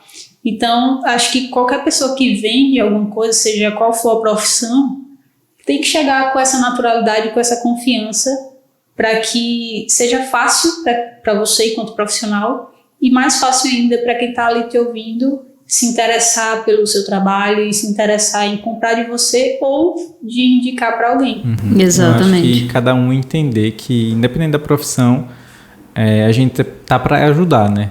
A gente, obviamente, recebe por isso, mas a gente está aqui para ajudar. Exato. Então, por que enquanto médico, você vai falar que você é médico, mas enquanto designer ou qualquer outra profissão você não vai falar? Exatamente. Eu acho que todos nós acabamos precisando de quase todas as profissões. Então, é bom a gente ter em nossa rede de contato pessoas de diferentes profissões. Exatamente. Então, você que está aí, que é designer, que é publicitário, que tantas outras áreas, falem sobre o que vocês fazem. Exato, né? E como a Elaine falou lá no início, vai criando essa maneira cotidiana de falar, né? Às vezes a gente pega, por exemplo, os pais de Elaine, na verdade, seu pai gosta muito de futebol, e dia desses a Elaine estava explicando à mãe o que era que ela fazia, falando sobre os letreiros ali, né? Do campo e tudo mais. Exato, que é algo que eles consomem. Então, você fala, por exemplo, sobre os cenários dos filmes, das séries, os posts. Você tem que... Os seus pais aí que assistem séries, os pôsteres das séries foram designers que fizeram. Então, às vezes a gente não explica de maneira que seja tangível para a pessoa e ela fica meio que sem saber o que é que a gente faz e sem saber também como explicar às outras pessoas o que é que a gente faz. Então, é o trabalho que você falou lá no início da gente educar também, por mais que leve um tempo e tudo mais, mas não custa você escrever ali um texto com 20 palavras para um cliente que te pediu uma identidade visual de R$100 e você não faz, explicando por que você não faz uma identidade visual de R$100. Eu acho que às vezes é muito se colocar num lugar, assim, sabe, de muita pompa, um profissional criativo que trabalha com todo tipo de público, que o mundo pode girar, inclusive esse cliente que estava pedindo identidade visual de R$50, chegar para comprar uma identidade visual de 5.000 e a gente simplesmente não ter atendido aquela pessoa de maneira coerente porque se colocou num lugar que não nos cabe. O lugar que nos cabe é sim de ensinar, de mostrar o porquê que a nossa profissão é extremamente importante. Se a gente não for fazer isso, quem é que vai fazer? Exatamente. E entender que talvez essa pessoa, ninguém nunca parou para falar. Exatamente. Sobre isso. E eu acho que é importante a gente falar sobre o que a gente faz como exercício mesmo de estar sempre falando. Recentemente a gente fez essa reforma aqui no estúdio, sim, né? E aí a gente teve contato com pessoas de diversas áreas, né? Pedreiro, pintores, que não sabem o que é marketing, não sabem o que é design. Exato. E perguntavam, isso aqui vai ser o quê? Engraçado que eles falavam, vai ser contabilidade, não sei porquê, mas contabilidade foi o que mais teve chute. Aí eu explicava, né, com palavras assim bem fáceis, de forma bem direta, sim, tipo assim, ó, a gente faz propaganda para as lojas daqui de Itabaiana, entendeu? Exato. A gente, sei lá, tá vendo esse carro de som que passou? A gente faz comerciais assim, você tá vendo, você tem Instagram? A gente perguntava. Então, esses posts aí no Instagram de lojas a gente faz, entendeu?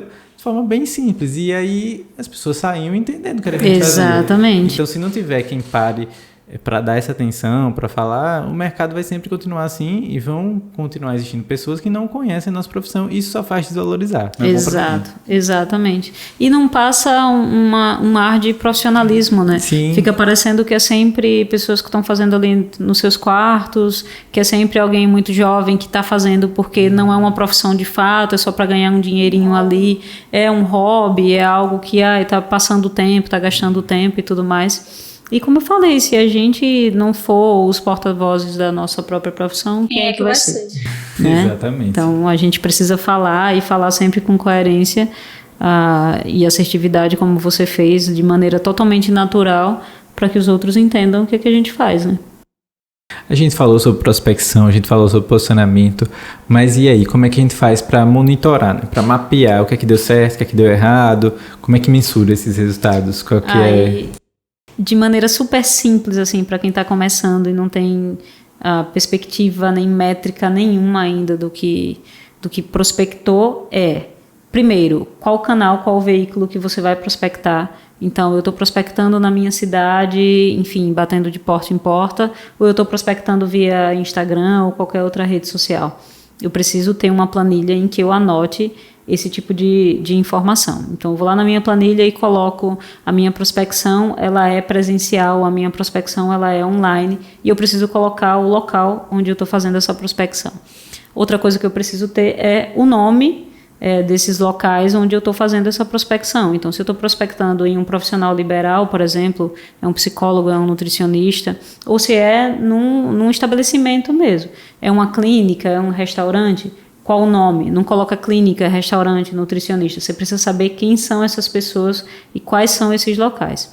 Outra coisa super importante que a galera esquece é datas. Como é que eu vou saber metrificar se deu certo ou não, e em quanto tempo deu certo esse contato, se eu não sei a data que eu entrei em contato? Então, eu preciso ter a data em que eu entrei em contato com essas pessoas, para que quando ela me retorne, eu saiba quanto tempo levou, para que realmente tivesse assertividade ou não. Então, se eu já sei o local onde eu prospectei, se eu já sei qual foi esse local ou essa pessoa, se eu já sei a data, agora eu preciso saber qual foi a minha abordagem. Então, eu abordei como? Eu fui até essa pessoa e eu ofereci o meu serviço como? Geralmente pelas redes sociais a gente tem alguns modelos ali de prospecção que a gente pode refazer um serviço e aí entrar em contato com essa pessoa, gosto muito do seu trabalho e tudo mais, refiz aqui um post que você tinha, dei uma cara nova, achei que eu podia te ajudar e refiz, está aqui, o que é que você acha da gente marcar uma reunião? Além de refazer serviço, a gente também pode dar uma consultoria gratuita de, estou iniciando aqui, e seja claro e verdadeiro. Quem não tem clientes precisa ser verdadeiro. Você não vai dizer que você já atendeu 10 clientes se você não atendeu nenhum. Então, fale, eu estou iniciando aqui a minha carreira. Se posicionar como especialista que já gerou de forma alguma, exato. Porque você vai errar. E aí, quando você diz que você já tem bagagem, né? E você erra com coisa que é simples, que você já poderia ter gerido esse risco, você já gera essa desconfiança e o seu posicionamento no mercado já fica abalado, porque essa pessoa vai falar com outras pessoas também. Então, fala, estou começando no mercado, encontrei o seu perfil, gostei muito do que você faz, gostaria de saber se eu posso te ajudar, vamos marcar uma conversa, elaborei aqui uma consultoria para te passar, estudei bastante, enfim, seja verdadeiro. De novo, não manda textão, porque ninguém gosta de ler textão, mas seja coerente ali nas palavras e passe as informações que são necessárias. A melhor forma é você registrar e organizar ali sua prospecção, então o melhor jeito de metrificar é ser organizado. Você tem que registrar o que você está fazendo. Exatamente. Você só vai saber o resultado se você souber o objetivo, né? Anotar o porquê não fechou, exatamente. Né? Não só ali quando fechou, mas por que não também. Todo um dossiê, né, da prospecção, das abordagens que você está fazendo, para aí você poder comparar o seu início. Por isso é importante colocar data, você saber o prazo, quanto tempo demorou para a pessoa dar um retorno, se ela deu o retorno, se não deu. Então, tudo isso tem que estar ali num documento, que pode ser uma agenda, pode ser o Excel, pode ser o que você quiser, mas tem que estar num local fácil, de fácil acesso, para que quando aconteça a abordagem, quando acontecer a abordagem, você já poder ir lá e registrar assim que acontece. Exato. Então, assim fica fácil de você manter e de você no final saber se está dando certo, se está indo pelo caminho que você espera ou não, e aí você... Exato, e não esquece de colocar o tipo de serviço que você está vendendo para aquela pessoa, porque aí a gente também começa a elaborar e a saber qual é o nosso principal serviço. A gente tem um escopo de serviços que a gente trabalha, mas eu sei que o meu serviço que mais saiu foi o social media, então eu preciso realmente trabalhar mais com social media, eu sei que eu vou encontrar mais clientes. Se eu não sei quais serviços que eu estou vendendo, se eu não sei se eu estou atraindo as pessoas dessa maneira, né, prospectando até elas, ou criando conteúdo, por exemplo, que pode ser uma forma de prospecção também, eu não tenho como ter esses dados e simplesmente cruzá-los lá na frente para que eu saiba se está dando certo o meu negócio ou não. Quando a gente vai fazendo simplesmente de maneira jogada, obviamente que a gente pode ter essa sensação ou de estagnação, né? Não estou conquistando nenhum cliente, ou de que as coisas estão fluindo, estão dando certo, porque eu conquistei 1, fechei com 2, fechei com 3, só que eu poderia ter fechado com mais pessoas, ou eu poderia ter fechado com clientes melhores, que me pagassem mais, que me trouxessem aí projetos que fossem mais desafiadores, que me colocassem, me posicionassem melhor no mercado, mas eu simplesmente fui aceitando os que foram chegando, porque eu não tinha esses dados para cruzar lá na frente. Então é importante que a gente tenha esse local, como a Elaine falou, esse dossiê mesmo da prospecção, para que a gente consiga trabalhar com coerência, né, e saber qual tipo de prospecção está dando certo. Isso vale não só para designers, né, não só para profissionais criativos, mas qualquer pessoa que vende produto, serviço, precisa mapear o que está saindo, por que não está saindo, os feedbacks, né, dos clientes. Eu acho que é isso que vai guiar aí o que é que pode ser mexido aí, que caminho seguir e que caminho não seguir. Uma coisa que parece básica e óbvia, mas que muita gente não faz. Muita gente mesmo não faz. E por isso que muitos negócios morrem, ou por isso que as pessoas às vezes têm uma sensação que está dando certo e quando vê, acaba fechando o negócio porque realmente não mapeou, não viu se estava realmente naquele caminho que gostaria e o que é que poderia fazer para melhorar ou não. E acaba, né, fechando o negócio ou tendo uma impressão errada do que está acontecendo de fato com aquele negócio. Então, tem que registrar, tem que acompanhar. É um trabalho, assim, eu acho legal de fazer, porque dá uma sensação de que, tem que melhorar isso aqui. Tem clareza. Né? Dá aquela sensação de que você não está simplesmente jogando escuro, as energias para o universo, né? E esperando o que é que vai acontecer. Não, você está, de fato, vendo aqui, monitorando, isso aqui preciso melhorar, isso aqui está indo bem. Isso daqui eu já vou deixar de fazer. E para mim o mais importante nisso tudo é você conseguir gerir o risco do seu negócio ou ficar sem cliente ou ficar com mais cliente do que você pode atender. Sim. Então quando a gente não tem esse lugar da gente ir lá e consultar se o negócio tá fluindo, tá dando certo ou não, a gente pode simplesmente estar colocando os pés pelas mãos ali, porque ou eu tô atendendo muita gente e não entregando coerência para ninguém, ou eu tô simplesmente sentando em cima de apenas um cliente, quando eu deveria estar prospectando mais, porque eu coloquei aqui no meu escopo que eu posso atender até 4 clientes que me paguem X, que eu tenha esse tipo de serviço aqui com ele, e eu estou simplesmente trabalhando com um, achando que está ótimo, mas vai chegar um momento, quem tem um não tem nenhum, em que você simplesmente vai ficar sem esse cliente, que você vai ter que correr atrás e começar esse trabalho de novo, ao invés de fazer essa roda girar todos os meses. Isso é importantíssimo. Às vezes a gente fica muito confortável, né? Não, agora tá tudo bem, tá tudo fluindo, né? Tá tudo lindo, maravilhoso. Mas o empreendedorismo, né? Você trabalhar para si é aquele desafio o tempo inteiro. Então você tem que fazer a roda girar, você tem que fazer conexões o tempo inteiro, você tem que fazer esse monitoramento aí o tempo inteiro. É um pouco cansativo, mas trabalhar para si é isso, né? Você tem que realmente cuidar do seu negócio todos os dias e não ficar ali na zona de conforto em nenhum momento. Isso aí é vital para qualquer negócio. Se você perceber que está na zona de conforto, cuidado. Red flag, né? Atenção, porque pode ser muito perigoso, e isso é sério, porque a gente já passou por vários perrengues e muitos deles poderiam ter sido evitados se a gente não tivesse ali ficado super confortáveis naquele momento, que poderia sim, claro, agradecer sempre, né, aproveitar os momentos bons, mas sempre ali por trás também continuar trabalhando, continuar fazendo como se fosse do começo. Exatamente. Então, isso é muito importante, e muitos negócios morrem aí ou ficam, né, fracos, enfraquecidos por causa de uma coisa que poderia ser evitada. Exato. E aí voltamos pro tiozinho, né? Exatamente. Tá tudo se alinhando aqui hoje. Os pixels estão muito alinhados. A gente tem uma regra que a gente chama, a gente não, né? Tem o Jeb Blunt, que é um escritor que a gente gosta muito. Prospecção fanática. Prospecção fanática, exatamente. E o Jeb, ele tem essa regra dos 30 dias, que na verdade ele fala que as pessoas que você entrarem em contato agora, elas vão te retornar, se elas tiverem interesse naquilo que você faz, de fato, em até 30 dias. Então, é importante que a gente continue entrando em contato com as pessoas, porque você vai fazendo essa roda girar e você vai movimentando o seu negócio mês a mês, para que você não fique ali só dependente dos clientes que você já tem, que em algum momento vão quebrar esse vínculo com você, porque nenhum cliente é para sempre. E aí você não fica simplesmente refém de 1 ou 2 clientes que você tem hoje que podem quebrar o seu contrato, ou enfim, acabar amanhã, e aí você tem que começar tudo de novo. Então o legal é que você realmente faça essa regra, girar e tudo mais, e movimentar o seu negócio de daqui a 30 dias pode ter alguém que vai entrar em contato com você e tudo mais.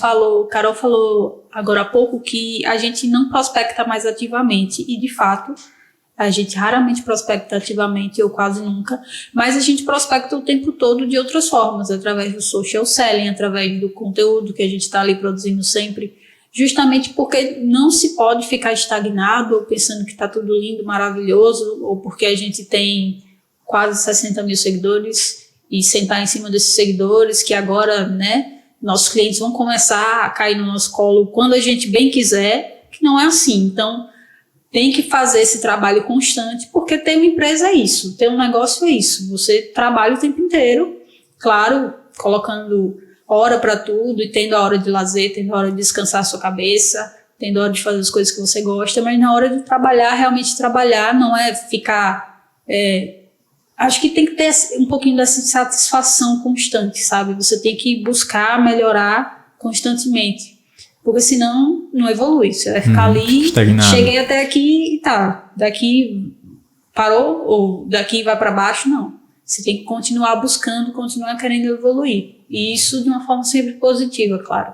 Exatamente, ter esse ecossistema, né, que a gente falou lá no início, de você saber onde você quer chegar no seu negócio, de acordo com o que você almeja, para que você também não fique se comparando com os outros, e tenha muito bem estabelecido onde é que você quer chegar com o seu negócio. Exatamente. Mas e aí, fechou a venda? Como é que Carol e Elaine comemoram? Por essa vocês não estavam esperando. A gente não esperava. Gente, é muito simples, na verdade. Eu acho que, assim, a gente gosta de, sei lá, de fazer coisas normais. Eu não vou mentir não, porque eu fico muito feliz. Sempre que a gente fecha Cada vendas e tudo mais. né? A gente sai... Eu fico feliz exatamente porque eu entendo que é custoso, né? Você faz bastante reuniões, você tem toda a preparação de uma proposta comercial que a gente personaliza, tem toda a pesquisa desse cliente, a gente entende se faz sentido trabalhar com ele ou não. Então, a gente, por exemplo, não atende pessoas que a gente não vê uma coerência com aquilo que a gente quer passar, seja de identidade visual, seja nas redes sociais. Então, a gente tem todo esse trabalho mesmo de buscar essas informações e fazer essa pesquisa. Então, é algo que custa, que tem um tempo, que toma o nosso tempo, que a gente poderia estar fazendo outras coisas. Então, eu comemoro, sim, eu fico feliz quando a gente sempre fecha. comemora, inclusive até hoje. A gente tem alguns colegas que dizem, não comemoro mais, já é rotina. E aí é que está a diferença do que eu estava falando agora. Você tem que ter uma rotina de trabalho e entender que o trabalho ele não termina, mas isso não é necessariamente, você não tem que levar para um lado exaustivo, para um lado ruim. Pelo contrário, você tem que olhar para um lado de propósito. Pô, todo dia eu levanto e eu tenho esse propósito. Aproveitando o gancho, qual é o propósito de vocês atualmente? Então, né, a gente quer muito voltar a trabalhar com a educação. Eu acho que a gente deu uma pausa agora, primeiro porque a gente sentiu que estava indo para esse lugar que a gente não queria, que é um lugar de pensar muito na venda e menos na assertividade do conteúdo, de te ajudar mesmo, sabe? Da pessoa que consome aquilo, sentir que ela vai sair dali com um conhecimento a mais. A gente já estava passando isso, só que vai chegando num momento em que você está conversando com outras pessoas também que só falam sobre vendas e sobre números e quantidade de alunos e tudo mais, e aí você vai entrando nessa onda também. E aí a gente meio que deu essa parada. Não sei se a gente tava tanto assim, dessa forma assim, falando tanto em venda quanto a gente vê por aí. Exato. Mas já tava começando a incomodar, a gente já percebeu que não é por... Tava porque a gente nunca pensou em, por exemplo, fazer lançamentos, contratando pessoas para fazer o tráfego, e a gente fez de tanta pressão que a gente estava sentindo do pessoal ao nosso redor, e aí a gente sentiu a necessidade de contratar um gestor de tráfego e tudo mais, de fazer lives e não sei o quê, e não tem nada a ver com a gente, com o que a gente quer. Foi bom porque a gente viu que realmente não é isso que a gente quer, não é dessa forma que a gente quer fazer. Exato. E aí foi legal por isso, né, da experiência que a gente teve, e foi algo que a gente já sabia que não era coerente com o que a gente queria. Então, eu acho que o propósito que a gente tem, primeiro, é continuar trabalhando com a educação e passar essa informação que seja coerente e que ajude as outras pessoas. E o meu, aí no caso falando sobre eu enquanto pessoa, eu acho que é continuar dando atenção a quem merece a minha atenção, sabe?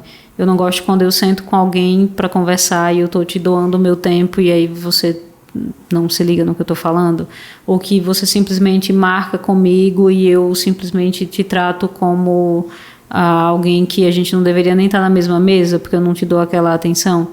Então acho que o meu propósito é continuar sendo extremamente coerente com quem eu sou e tratando as pessoas como eu acho que elas merecem ser tratadas e como eu gostaria de ser tratada também. Não almejo muitas coisas materiais não, assim, sabe? Tem gente que tem um propósito eu vi dia desses um rapaz falando que o propósito dele já é milionário, é ficar bilionário. E aí eu pensei, poxa, então tá, né? O custo de ficar bilionário vai ser muito pior do que ficar milionário, mas tudo bem. Pra ele, né? Exato. Mas aí eu não tenho não almejo essas coisas, assim.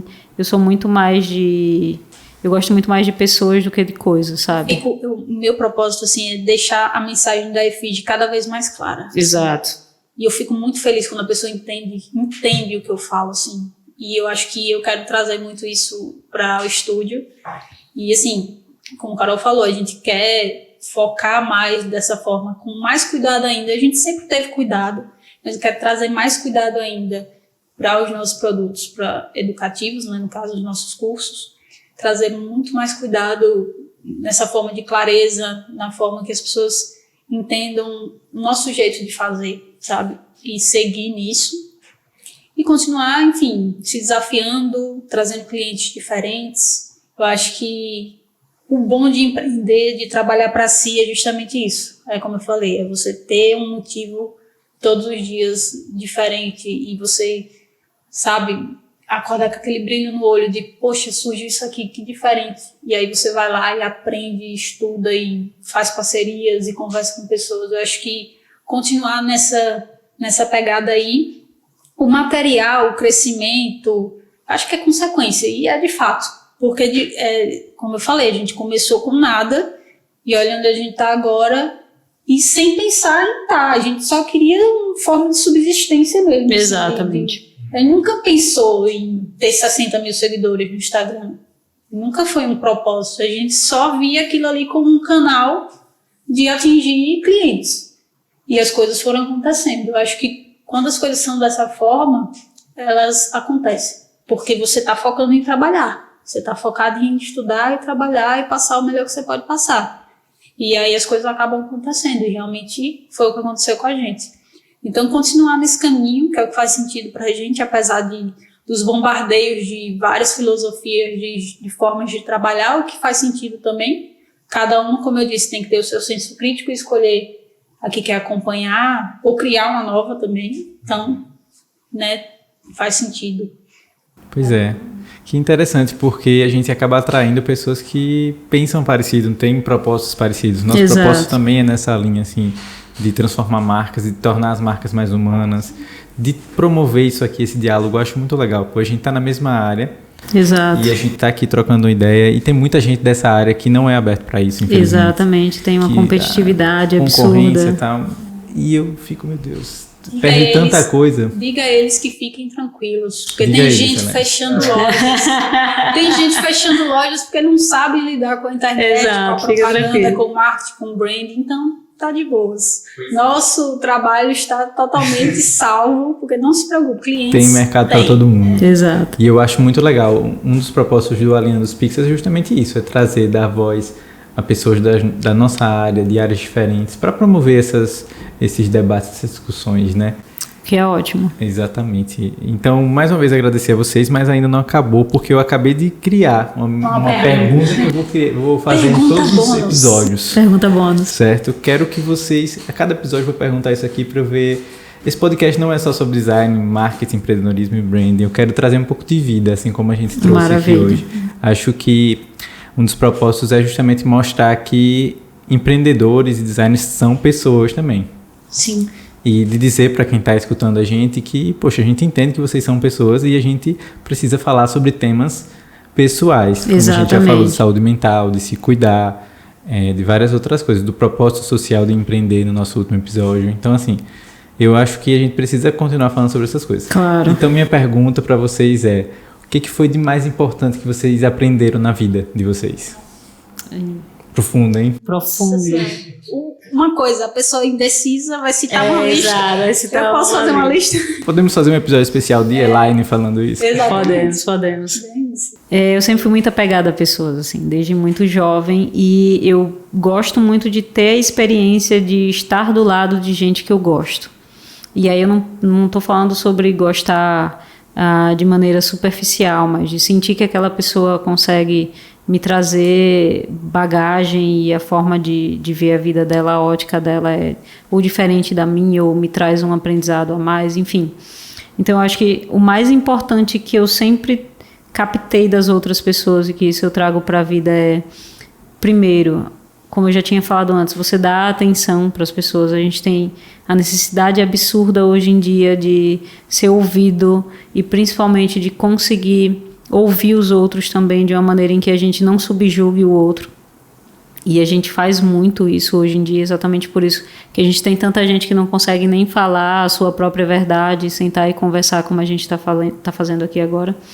Então eu acho que o mais importante para mim, que eu já aprendi, é, primeiro, ser coerente com os meus valores, segundo, passar essa coerência para os outros de maneira extremamente educada, cordial, sem ofender ninguém, e ouvir, por mais que a outra pessoa também tenha valores, ideias e uma ótica totalmente diferente da minha, sentar com você, conversar, te perguntar os seus porquês e principalmente entender por que você chegou nesse momento.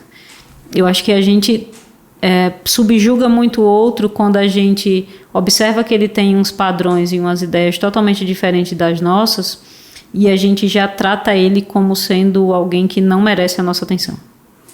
Sendo que, cara, se você der um pouquinho mais de atenção, talvez você entenda porque aquela pessoa tem aqueles valores, porque ela tem aquela ótica, e talvez você aprenda ainda mais do que alguém que estivesse totalmente no lugar que você está agora. Então, para mim, esse sempre foi o ensinamento que eu mais aprendi, me conectando com pessoas, que é ouvi-las, entendê-las e buscar, mesmo que essa pessoa não seja coerente com o que eu acredito, buscar respeitá-la acima de tudo, assim, sabe? E é interessante como as duas coisas que a gente vai falar aqui agora, o que Carol falou e o que eu vou falar, estão muito imputados assim, no que é a EFIGE, porque faz muito sentido, a gente ouve muito os clientes, né? A gente traz muito coisas que os clientes falam assim, em reuniões, e a gente vai lá e coloca no trabalho, e os clientes ficam, nossa, mas como você prestou atenção nisso? Porque a gente estava ouvindo, né? Então é uma coisa que a gente traz muito para o trabalho também. E o que eu vou falar é tempo. Eu aprendi muito assim a respeitar o tempo. Eu sou uma pessoa muito ansiosa, então eu quero tudo rápido, eu enjoo muito rápido das coisas e eu costumava achar que eu estava perdendo muito tempo. Eu estou fazendo esse curso, por que eu estou nesse curso? Por que eu estou estudando isso? Por que eu estou fazendo isso? Por que eu estou aqui nesse lugar? Eu achava que eu devia estar em outro lugar, que eu devia estar fazendo outra coisa.